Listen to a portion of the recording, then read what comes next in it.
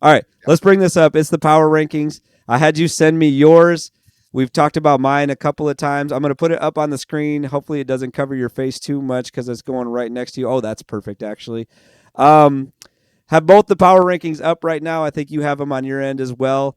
I debated on how I wanted to go through this with you, but I think we should kind of do it like your top four versus my top four. So I'll start. I have Penn State number one. I think they've shown the least amount of weaknesses this year.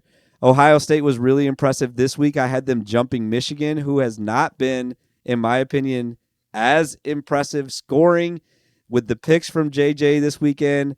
Um, Defensively, they've been really freaking good. I can't lie about that. They've been really good defensively, but I just feel like Penn State, and I think Penn State's the most complete team. I think Ohio State's shown more.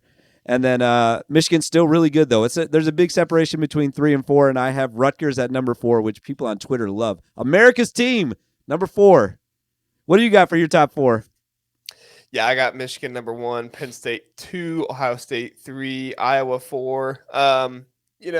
These top 3, I have just kind of told myself, like, Michigan's going to stay at the top unless one of two things happen. Either they lose to Penn State or Ohio State, or they just have a complete dud of a game versus an opponent that matters. I give them a little bit of leeway with the Bowling Green thing.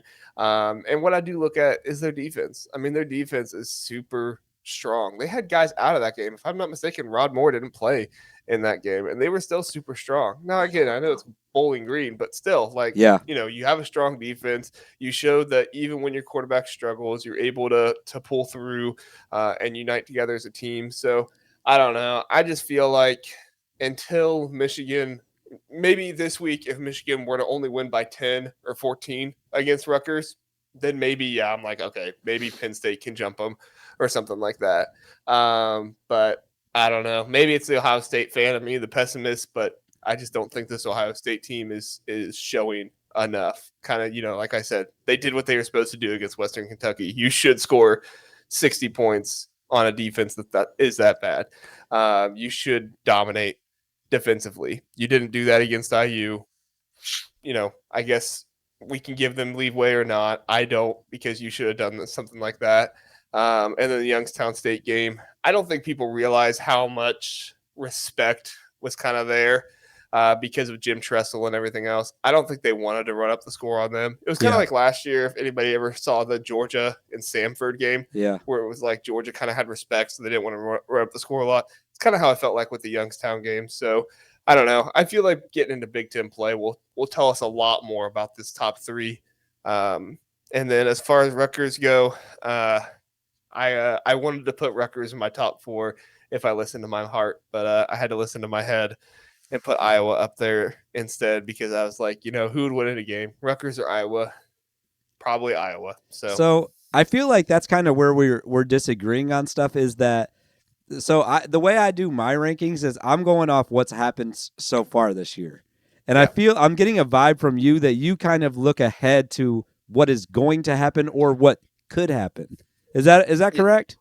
Yeah, so I am one of those people that I try not to overreact to like one thing happening. So I'm a super boring power ranker because my stuff doesn't change a ton. Like this week, I moved Michigan State from like I think 9th down to 2nd to last. Like that was my biggest movement of the whole thing, because I look at this and I'm like, yeah, Michigan struggled, but Ohio State struggled too. And what did Penn State do? They won a game by 17 on the road to the Big Ten against probably a bad Big Ten team, a team you should have dominated. So it's like, I don't know.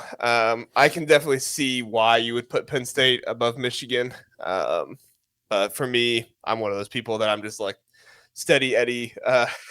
Yeah. Not super in it for the clicks on Twitter, I guess. Not saying you are. But when I put my stuff out, doesn't normally get the clicks and the interactions that some other people get. Yeah. I'm definitely in it for the clicks, baby. Give me all the Yeah. clicks. Also, I Yeah. just realized I'm looking at my screen. I had to type these in myself. I spelled Indiana wrong. I'm not an idiot. I know how to spell it. It was just typo, everybody. I'm sorry. I just look at, just go one more time on this top part. Penn State's beaten West Virginia and Illinois. I mean, give me a game that is better than either one of those teams that Michigan's beaten. That's why I have them ahead at this moment. because Michigan hasn't really played anybody at all. I mean, so I can't put them up any. I mean, I know what they are. I just can't do it based on what they've done yet this year. So that's kind of how I look at it, at least. No, I see what you're saying. I just have a hard time, and it goes completely against what most Ohio State fans want to do right now. Every Ohio State fan wants to dog Michigan for having a bad out of conference schedule. But the way I'm looking at it, it's like, Michigan couldn't control that. They had to cancel their game with UCLA, and whatever. Maybe I'm being too nice. I don't know. But even in that West Virginia game, the West Virginia game and the Illinois game, I can find stuff that they did where I'm like, you should be better than that. Yeah. You should be doing something better than that. Drew Aller, I don't know if you know this, Drew Aller has had the lowest percentage of 20-yard passes thrown by a quarterback in the Big Ten. Before this last week, he only threw 3 out of all of them. And I think yesterday he only had like 1 or 2.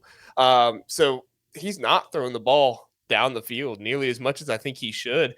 And I do think that could be an issue for Penn State at some point because they really do rely on the yards after catch of, some of these receivers. And at the end of the day, it's like, Olu Fashanu, I think the offensive lineman, the dude gets beat so often, not like with swim moves, but he's just not tough enough. Like he gets pushed back. He got pushed back into Drew Aller yesterday or on Saturday by an Illinois lineman that I didn't even know the name of. And this dude just started pushing him back into Aller. And I was like, man, dude, Olu, like You're like, I thought this was an NFL alignment right here. Exactly. Like everybody's talking about he's a top 5 pick and he's got an Illinois kid out there pushing him into his quarterback. And I'm like, okay. So I don't know. Penn State, as much as they are good, they also have some weaknesses that I'm not too fond of.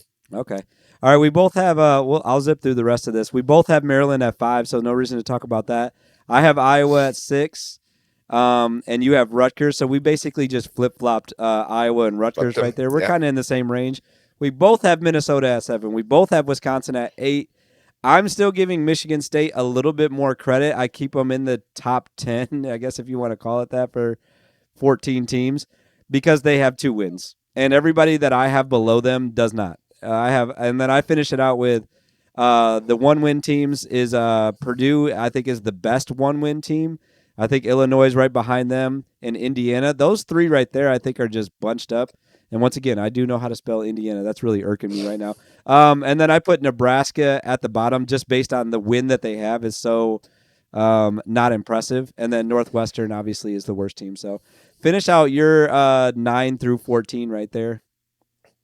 Yeah, Wisconsin at 9. I'm not confident in that. I could see them keep dropping, especially if they lose to Purdue this week. Nebraska, I'm higher on Nebraska than some people, and maybe it's because I picked them to win the West at the beginning of the year, and I just don't want to look wrong. But I really do like that defense. I think that defense is stronger than maybe they're getting credit for because everybody's talking about Jeff Sims and him struggling.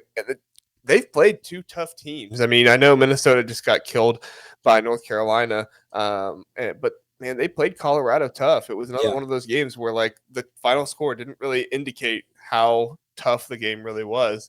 And then, I completely agree with Illinois, Purdue, and Indiana. Those are kind of just bunched there. And honestly, I could see those 3 being ranked in any different way at all. Probably put Illinois at the top just because I feel like they've played the harder schedule.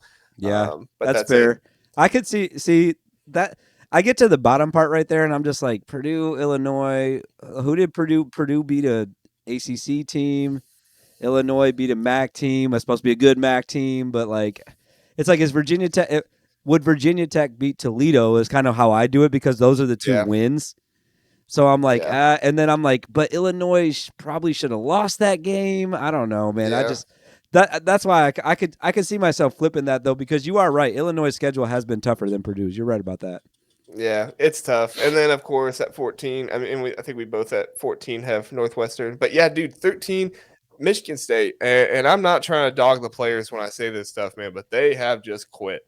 And I'm not saying that they shouldn't quit because honestly, if I hadn't taken my red shirt yet, I might be doing the same thing. In this day and age of college football, you can transfer, do all these things. I'm not trying to dog them, but I don't think Noah Kim's success is going to be the same. And I just think that defense is probably just going to keep getting worse and worse. And yeah, so the depth won't be there. They hit some injuries, and it's going to be tough sledding. So